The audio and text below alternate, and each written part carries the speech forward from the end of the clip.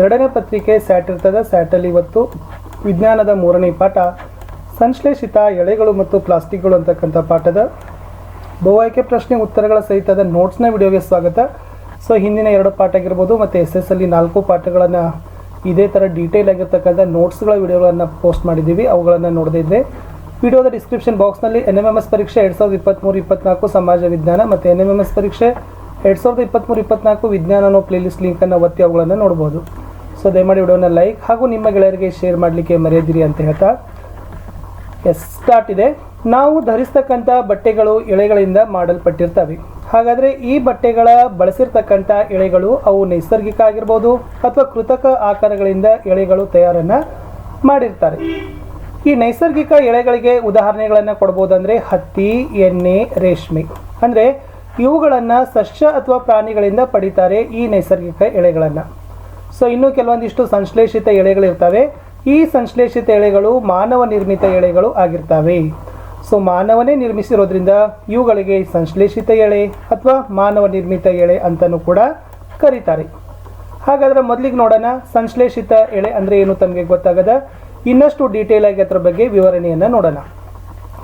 ಈ ಸಂಶ್ಲೇಷಿತ ಎಳೆ ಅಂತಕ್ಕಂಥದ್ದು ಚಿಕ್ಕ ಘಟಕಗಳನ್ನು ಜೋಡಿಸಿರುವ ಒಂದು ಸರಪಳಿ. ಅಂದರೆ ಈ ಪ್ರತಿ ಚಿಕ್ಕ ಘಟಕ ನೈಜವಾಗಿ ಒಂದು ರಾಸಾಯನಿಕ ವಸ್ತುವಿಂದ ಆಗಿರ್ತದೆ.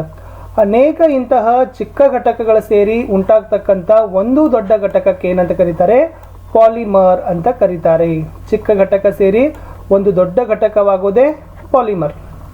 ಇಲ್ಲಿ ಈ ಪಾಲಿಮರ್ ಅಂತಕ್ಕಂಥ ಪದ ಗ್ರೀಕ್ನ ಭಾಷೆಯಿಂದ ಬಂದಿದೆ. ನೆನಪಿಟ್ಕೊಡ್ರಿ, ಗ್ರೀಕ್ ಭಾಷೆಯಲ್ಲಿ 2 ಪದಗಳಿತ್ತು. ಮೊದಲನೇ ಪದ ಯಾವುದಪ್ಪ ಅಂದರೆ ಪಾಲಿ.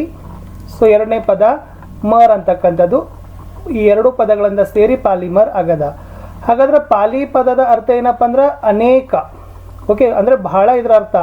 ಬಟ್ ಮರ್ ಅಂತಂದ್ರೆ ಏನಪ್ಪ ಅಂದರೆ ಭಾಗ ಅಥವಾ ಘಟಕ.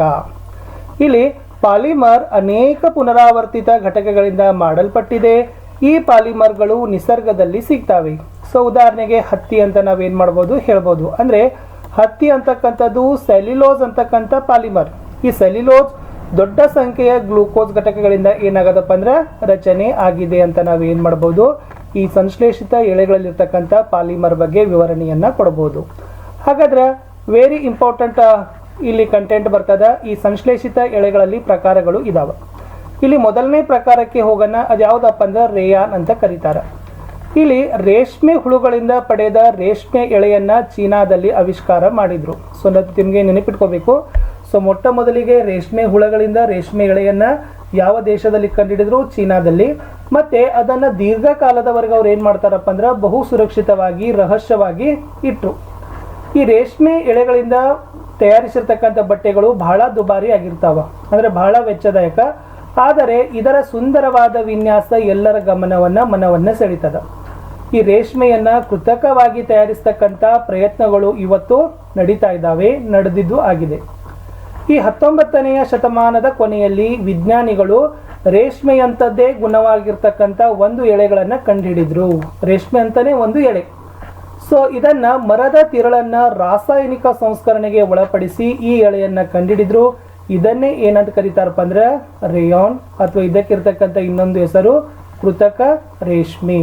ಸೊ ಮರದ ತಿರುಳನ್ನು ರಾಸಾಯನಿಕ ಸಂಸ್ಕರಣೆಗೆ ಒಳಪಡಿಸಿ ರೇಷ್ಮೆಯಂಥದ್ದೇ ಗುಣವನ್ನು ಹೊಂದಿರತಕ್ಕಂಥದ್ದನ್ನು ಕಂಡುಹಿಡಿದ್ರು.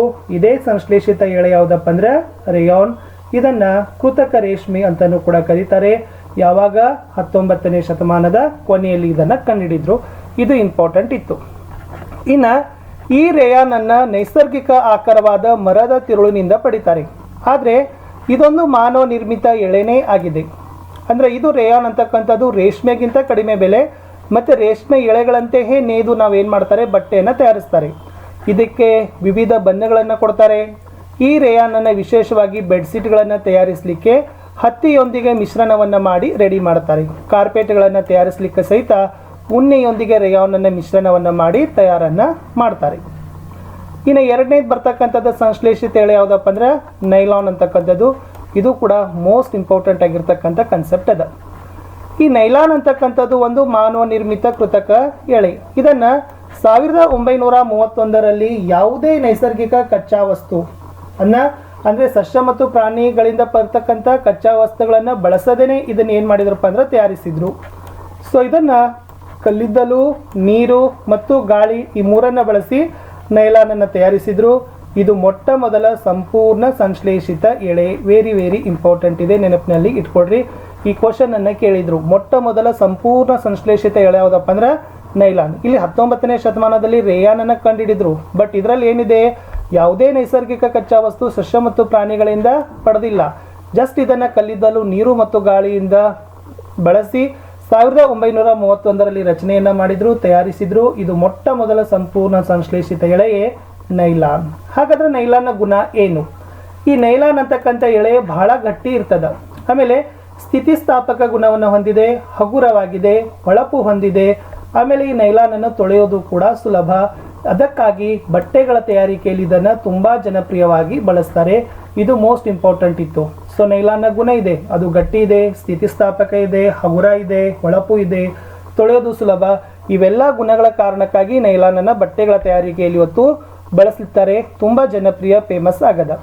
ಈ ನೈಲಾನಿಂದ ಬಳಸ್ತಕ್ಕಂಥ ಕಾಲ್ಚೀಲ ಸಾಕ್ಸ್ ಆಗಿರ್ಬೋದು, ಹಗ್ಗ, ಟೆಂಟ್ಗಳು, ಹಲ್ಲುಜ್ಜುವ ಬ್ರಷ್ಗಳು, ಕ್ಲಾರಿನ ಸೀಟ್ ಬೆಲ್ಟ್ಗಳು, ನಿದ್ರಾಚೀಲಗಳು, ಪರದೆಗಳು, ನಾವು ಎಲ್ಲ ಕಡೆ ಏನು ಮಾಡ್ತೀವಪ್ಪ ಅಂದ್ರೆ ನೈಲಾನನ್ನು ಬಳಸಿರ್ತಕ್ಕಂಥ ವಸ್ತುಗಳನ್ನು ಬಳಕೆಯನ್ನು ಮಾಡ್ತೀವಿ.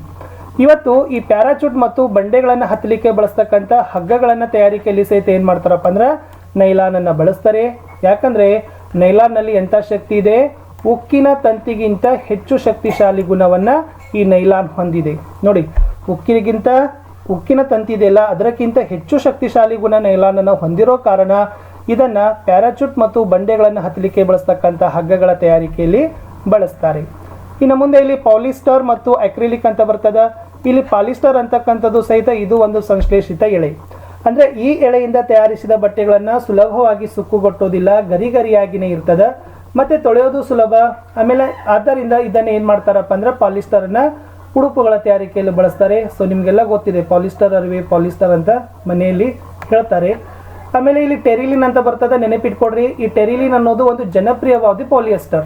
ಇದು ತುಂಬ ಸೂಕ್ಷ್ಮವಾದ ಎಳೆಗಳಿಂದ ಮಾಡಿರ್ತಾರೆ ಮತ್ತು ಇತರ ಯಾವುದೇ ನೂಲುಗಳಂತೆ ಇದನ್ನು ನೇಯ್ಗೆ ಮಾಡಬಹುದು. ಟೆರಿಲಿನ್ ಅಂತಕ್ಕಂಥದ್ದು ಇದು ಒಂದು ಜನಪ್ರಿಯ ಪಾಲಿಸ್ಟರ್.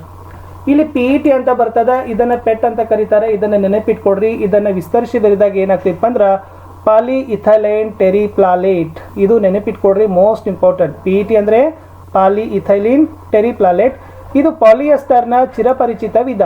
ಸೊ ಇದನ್ನು ಬಾಟಲಿ, ಪಾತ್ರೆ, ಫೀಲ್ಡ್ಗಳು, ವೈರ್ಗಳು ಮತ್ತು ಉಪಯುಕ್ತ ಉತ್ಪನ್ನಗಳನ್ನು, ಗೃಹ ಬಳಕೆಯ ವಸ್ತುಗಳಲ್ಲಿ ಏನು ಮಾಡ್ತಾರಪ್ಪ ಅಂದ್ರೆ ಈ ಪೆಟ್ಟನ್ನು ಬಳಸ್ತಾರೆ. ಇನ್ನು ಮುಂದೆ ಪಾಲಿಯೆಸ್ಟರ್, ಇದು ಕೂಡ ಏನಾಗದಪ್ಪ ಅಂದ್ರೆ ಎರಡು ಪದಗಳಿಂದ ಆಗದ. ಒಂದು ಪಾಲಿ, ಇನ್ನೊಂದು ಎಸ್ಟರ್. ಪಾಲಿ ಪ್ಲಸ್ ಎಸ್ಟರ್ ಸೇರಿ ಪಾಲಿಸ್ಟರ್ ಆಗದ. ಏನಂದ್ರೆ ಈ ರಾಸಾಯನಿಕ ಪುನರಾವರ್ತಿತ ಘಟಕಗಳಿಂದ ಪಾಲಿಸ್ಟರ್ ರಚನೆ ಆಗದ. ಇಲ್ಲಿ ಎಸ್ಟರ್ ಅಂತ ಬರ್ತದೆ. ಈ ಎಸ್ಟರ್ಗಳು ಹಣ್ಣುಗಳಿಗೆ ಪರಿಮಳವನ್ನು ಕೊಡ್ತಕ್ಕಂಥ ರಾಸಾಯನಿಕ ವಸ್ತುಗಳು. ಈ ಬಟ್ಟೆಗಳನ್ನು ಪಾಲಿಕಾಟ್, ಪಾಲಿವೂಲ್, ಟೆರಿಕಾಟ್ ಇತ್ಯಾದಿ ಹೆಸರುಗಳಿಂದ ಮಾರಾಟವನ್ನು ಮಾಡ್ತಾರೆ. ಸೊ ಹೆಸರೇ ಸೂಚಿಸುವಂತೆ ಎರಡು ಪ್ರಕಾರದ ಎಳೆಗಳನ್ನು ಮಿಶ್ರಣವನ್ನು ಮಾಡಿ ತಯಾರನ್ನು ಮಾಡ್ತಾರೆ. ಪಾಲಿ ಮತ್ತು ಎಸ್ಟರ್ ಎರಡೂ ಪ್ರಕಾರಗಳನ್ನು ಎಳೆಗಳನ್ನು ಕೂಡಿ ಇಲ್ಲಿ ಏನು ಮಾಡ್ತಾರಪ್ಪ ಅಂದ್ರೆ ಬಟ್ಟೆಗಳನ್ನು ರಚನೆ ಮಾಡ್ತಾರೆ. ಇಲ್ಲಿ ಪಾಲಿಕಾಟ್ ಅಂತ ಬರ್ತದೆ. ಸೊ ಪಾಲಿಕಾಟ್ ಅಂತಕ್ಕಂಥದ್ದು ಪಾಲಿಸ್ಟರ್ ಮತ್ತು ಹತ್ತಿ ಇವೆರಡರ ಮಿಶ್ರಣ. ಇದನ್ನು ಪಾಲಿವೂಲ್ ಅಂತಕ್ಕಂಥದ್ದು ಪಾಲಿಸ್ಟರ್ ಮತ್ತು ಉಣ್ಣೆಗಳ ಮಿಶ್ರಣ. ಸೊ ಇದು ಮೋಸ್ಟ್ ಇಂಪಾರ್ಟೆಂಟ್ ಇದೆ, ಇದು ನೆನಪಿಟ್ಕೊಡ್ರಿ. ಏನಪ್ಪ ಅಂದ್ರೆ ಪಾಲಿಯೆಸ್ಟರ್ ಮತ್ತು ಹತ್ತಿ ಸೇರಿಸಿದ್ರೆ ಏನಾಗ್ತದ, ಪಾಲಿಕಾಟ್ ಆಗ್ತದ. ಮತ್ತು ಪಾಲಿಯೆಸ್ಟರ್ ಮತ್ತು ಉಣ್ಣೆ ಸೇರಿಸಿದ್ರೆ ಏನಾಗ್ತದ, ಪಾಲಿವೂಲ್ ಆಗ್ತದ. ಇವೆರಡು ಅಂದರೆ ಎರಡು ಪ್ರಕಾರದ ಎಳೆಗಳನ್ನು ಉಪಯೋಗಿಸಿ ಏನು ಮಾಡ್ತಾರೆ, ಎಳೆಗಳನ್ನು ತಯಾರಿಕೆಯನ್ನು ಮಾಡ್ತಾರೆ.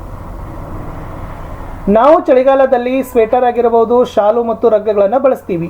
ಇವು ಉಣ್ಣೆಯನ್ನು ಹೋಲುತ್ತವೆ, ಆದರೂ ಬಹಳಷ್ಟು ನೈಸರ್ಗಿಕ ಉಣ್ಣೆಯಿಂದ ತಯಾರಿಸಿರೋದಿಲ್ಲ. ಇವು ಅಕ್ರಿಲಿಕ್ ಅಂತಕ್ಕಂಥ ಸಂಶ್ಲೇಷಿತ ಎಳೆಗಳನ್ನು ಮಾಡಿರ್ತಾರೆ. ನಾವು ಚಳಿಗಾಲದಲ್ಲಿ ಸ್ವೆಟರ್ಗಳನ್ನು, ಶಾಲ್ಗಳನ್ನು, ರಗ್ಗಗಳನ್ನು ತೊಡ್ತೀವಲ್ಲ, ಅವುಗಳು ಅಕ್ರಿಲಿಕ್ ಅಂತಕ್ಕಂಥ ಸಂಶ್ಲೇಷಿತ ಎಳೆಗಳಿಂದ ರಚನೆ ಮಾಡಿರ್ತಾರೆ.